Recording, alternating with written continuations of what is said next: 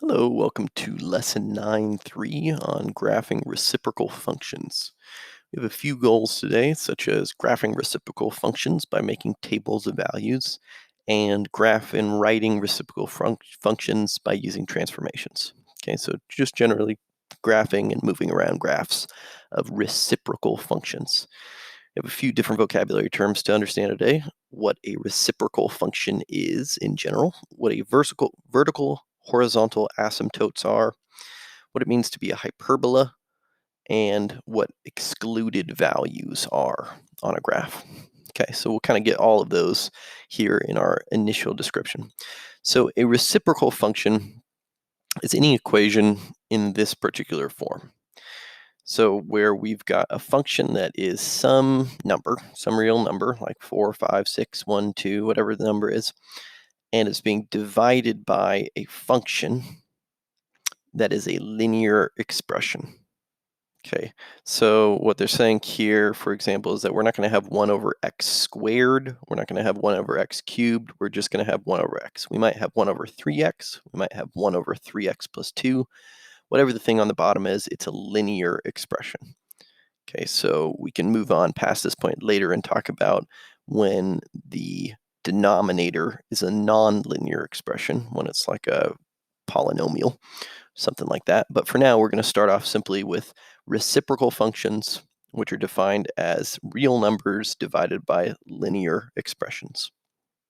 Okay, the parent function of a reciprocal function, so kind of our starting reference point, is just 1 over x. A vertical asymptote is a vertical line that the graph approaches. So let's take a look at 1 over x real quick. So 1 over x, if you think about it, as x gets larger and larger, the value of the function 1 over x should get smaller and smaller. And that's what's happening as we go out to the right. We approach a horizontal asymptote of 0. That means there's a horizontal line that we're trying to touch, but we never do, and it is y equals 0. We get closer and closer, right? If you divide but 1 by a million, you're still going to get a number a little bit above 0.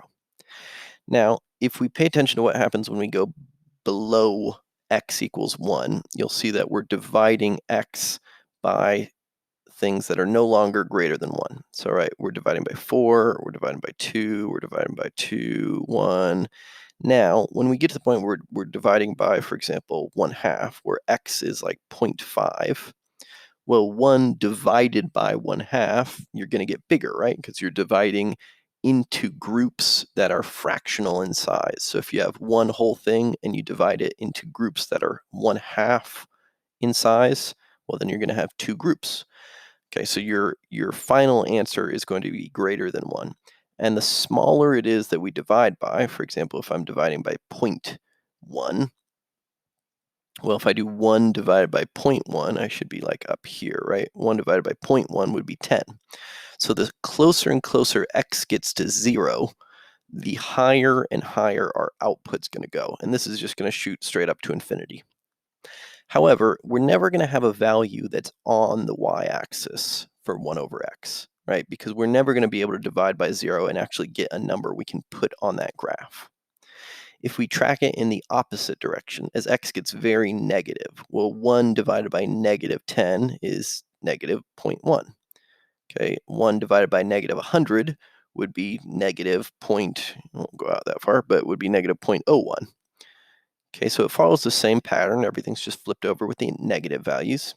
And same thing here. We have an asymptote that's reaching down towards negative infinity because as we approach x equals 0 from the left, as we get closer and closer, we're going to pass over that region where x is negative 1. We're going to start getting into these large negative outputs, and those are going to go off into infinity as we approach 0. So this reciprocal function, this function of 1 over x, has 2 asymptotes. It's got a horizontal asymptote at x equals 0 and a vertical asymptote at y equals 0. Okay, so I might have just said those slightly backwards. It's got a vertical asymptote at x equals 0, right? A vertical line, this is where x always equals 0. Yes, so a vertical asymptote at x equals 0, a horizontal asymptote at y equals 0. There we go.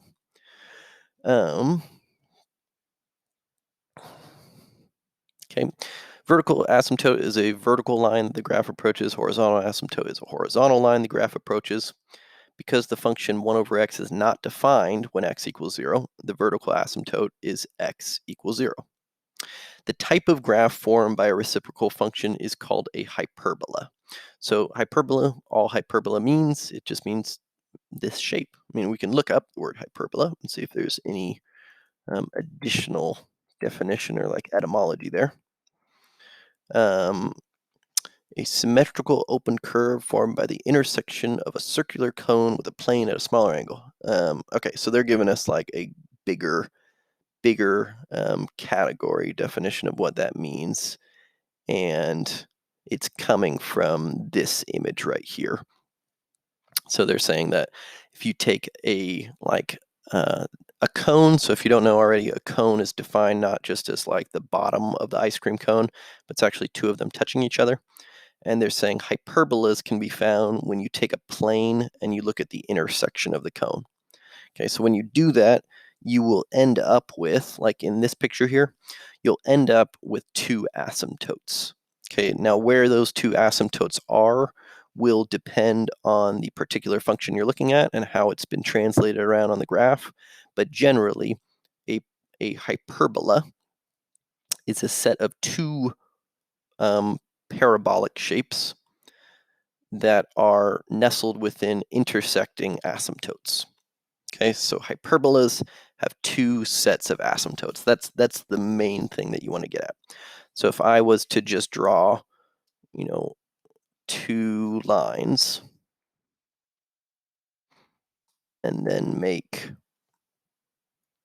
a set of parabolas that were sit in there, you'd call that a hyperbola.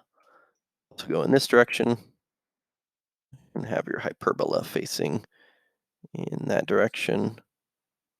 Okay, but that is your general kind of gist of what we're talking about when we talk about a hyperbola. It's just that arrangement of shapes.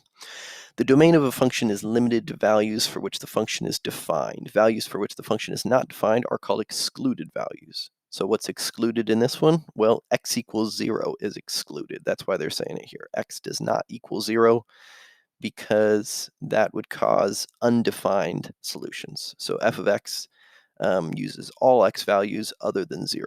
0 is an excluded value. Okay, like I was just saying before, a reciprocal function has two asymptotes, lines that the graph approaches. The vertical asymptote is determined by the excluded value of x. So for example, if we had on the bottom not 1 over x, but we had 1 over x, let's say minus 2. Well, 2, if I put in x equals 2, I get 2 minus 2 is 0, and then I'm dividing by 0 and I have a problem. So we notice our vertical asymptote at x equals 2, right? So it has to do with the excluded values based off what's on the bottom.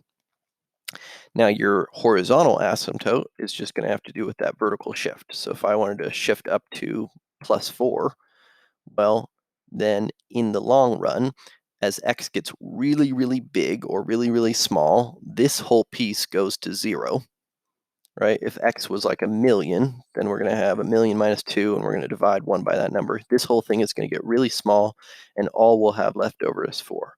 Well, we never get to 4 because this thing never actually hit 0 on this piece, even though it gets really close in either direction. Okay, so those are kind of the general overview of how we look at those things. Let's finish this off. A reciprocal function has two asymptotes. The vertical asymptote is determined by the excluded value of x, and the horizontal asymptote is determined by the value that is undefined for f of x. Okay, so they're saying the value that is undefined. Well, in this graph, we never get to a value of 4, right? That is what it means for the function to be undefined at a value of 4, not with an input of 4. Okay, it's undefined when x is 2, but what we get when x is 2, or sorry, it's undefined when x is 2, but the value that we never touch, right? We go all the way up to positive infinity, we go all the way down to negative infinity, but the value for this graph that we never touch, f of x, never equals 4. Okay, and that would be our horizontal asymptote. Okay, we'll move on with example 1 in our next video.